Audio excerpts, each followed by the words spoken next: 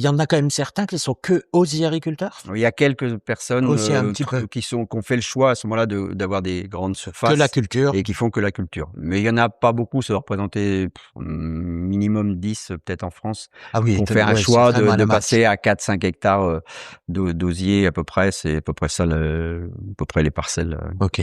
ceux qu'on a beaucoup. Donc, on a vu le parcours de l'osier. On commence donc par la culture. On le coupe, on le trie, Voilà. par taille, Oui. par calibre, par couleur, Oui. parce qu'il y a différentes Oui. couleurs en fonction des variétés. Après, donc, on le trempe. Donc, le trempage, c'est dans Oui, en général, c'est comme des auges, abreuvoirs un des peu. abreuvoirs. Oui, Ouais. c'est pas mal parce qu'il faut quand même que la botte d'osier ou les bottes d'osier soient bien immergées. Parce Oui, que, sans ça, si elle se flotte un peu, il y a une partie qui va pas être trempée. Donc faut bien parce que ça l'immerger. flotte. Ouais, ça flotte. Bah oui, l'osier, Donc, c'est un peu léger. Donc on faut met mettre des des poids poids. dessus, on met Ouais. ou des cailloux, enfin voilà. OK. Autrefois, les vanniers, avaient tendance à aller tremper dans des rivières. Ça se pratique plus du tout maintenant parce D'accord. que sans ça, l'osier était sale et cetera.